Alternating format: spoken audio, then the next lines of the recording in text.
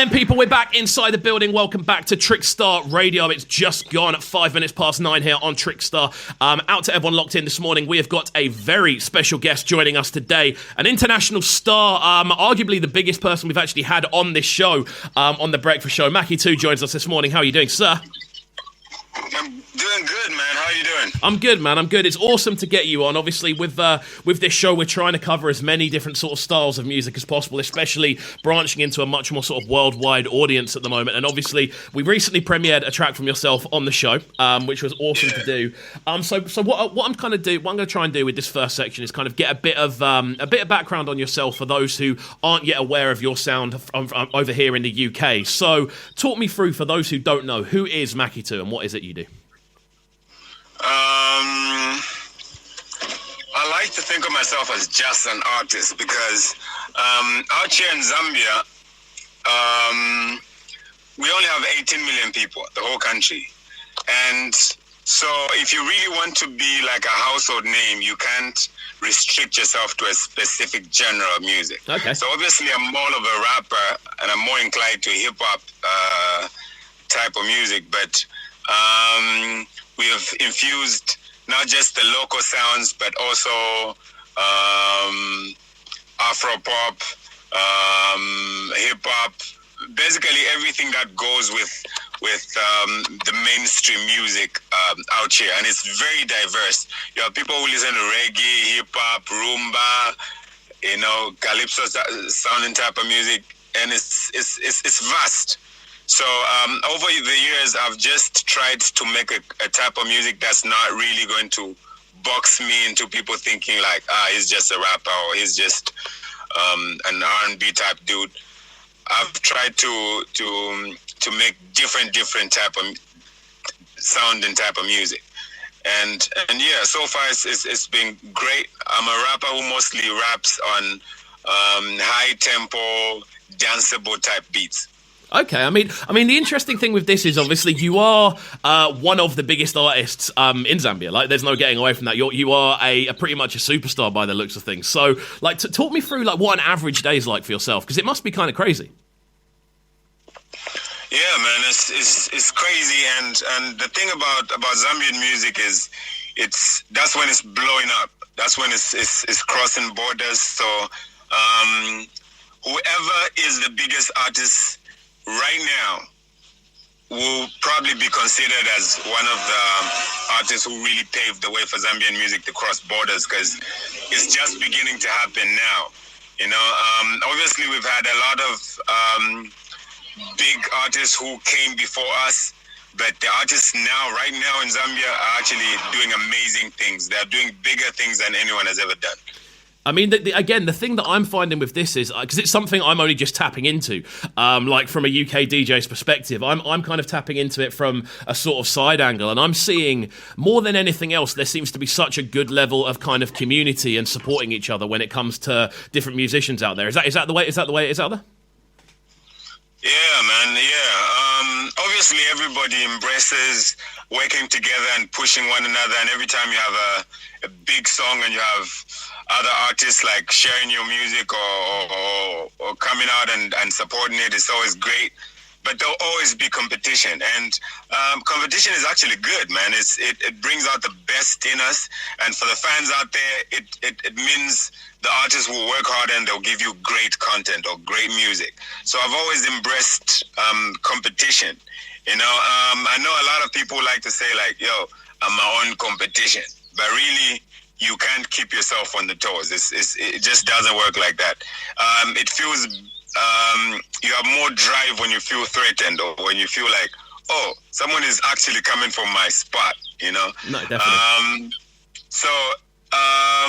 Zambian music is competitive, but we have a great amount of unity or people working together. Definitely. Yeah, that's definitely the impression I'm kind of getting. And obviously someone in your position who is kind of very kind of renowned in that sort of regard, I definitely see on your sort of timeline and with what you do, you seem to be one of the people that really does kind of support and push other people as well, you know, like it's a really, really interesting thing to see. Like out that sort of way, like how do you kind of work in regards to collaborations? Like if someone sends over a tune, are you likely to just jump on it if it works for you? Or like is there a certain sort of criteria you look for? A lot of music is made off just the vibe. You know what I mean? If the vibe is right, if you just in sync, if the chemistry is right with this artist, a lot of music is made that way. There's just a way that things work naturally when it's that type of vibe. But again, I like to think if you really want to go far, you need to plan. You need to have like a vision of what you want to do. So mostly it's those two things. It's either what I really want to do with my career falls in line with what the other artist wants to do. And I feel like, oh, me working with this artist is really going to take me a step closer to where I want to go. Or it's just that the vibe is right, and I feel like, oh, this is a nice joint, and I'd really love to be on it. Definitely, yeah, that makes sense, man. And obviously, as I said, we've had so many interesting sort of sounds on this show, even coming out of Zambia at the moment, and it's really kind of good to speak to yourself as a real kind of representative of that sound internationally. Obviously, I was looking over the sort of numbers on the videos you're putting out there and the sort of interaction you get. It is genuinely crazy. So, how's like 2020 been? Obviously, it's been an unusual year worldwide, to say the least. How's it been for you? Man, it's been crazy here, man. We had a total lockdown for like maybe even, okay, not really a total lockdown, but we couldn't have events or social gatherings for like maybe 4 months. Wow. So, yeah. So, especially in an industry like Zambia where our music or entertainment industry is really off like actual interactions. You don't have so many people buying the music online. You know, our people are still not as exposed as we would want them to be. So a lot of income streams are through like actual interactions or actual events. Of course. So you can imagine how impactful the whole lockdown was for us. And yeah, but apart from that, that forced people to actually to be on social media more or create bonds with people online more. So it meant that my numbers went up. It meant that even people who would not generally be online or socializing like that had to learn to do it. So there's an upside to it. Definitely. No, I completely agree, man. And I think, obviously, with that as well, we have seen, I mean, over in the UK, we've seen a real kind of influx of good new music. You know, we've seen producers kind of forced into their studios. We've seen musicians kind of given nothing to do but make music during this period of time. And obviously, we've seen some bangers from yourself this year. One of which was a tune we were lucky enough to premiere on The Breakfast Show ourselves. And it goes by the name of Malaki. So talk to me about this tune. How did it come together? Because this one's an absolute scorcher. Me and Roberto have known each other for a while, man. We've worked on other projects over the years, but we've never really done something exclusively for just the two of us. So when I got this idea, Roberto is the first person that came to mind. Like, okay, so where am I going to get like an actual hook that makes sense for this type of sound or for what we're trying to do here? So when I sent him the beat, he loved it, and the rest is history, man. He sent me back the hook, and I went in, did my thing, and yeah, I loved the way people responded to it. The reviews are great. We made a video for it, so we actually have a video on my YouTube channel for the song, and in the video, that's my young brother's wedding. Oh, wow. And my young brother is one of the biggest artists right now in Zambia right now, and that's his wedding in the video.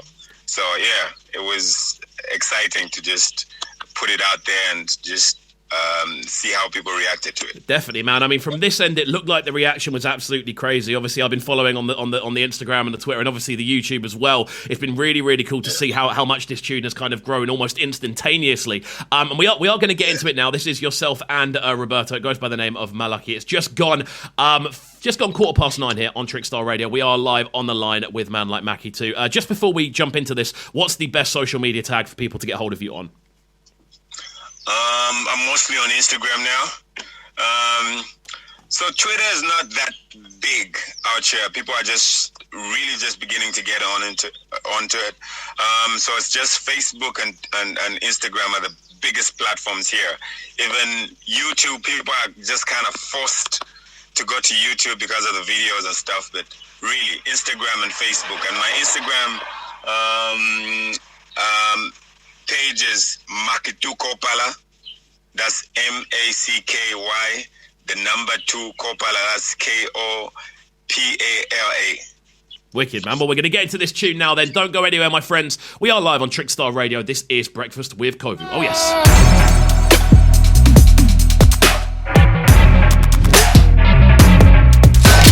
Breakfast with CubCamTV. Trickstar Radio.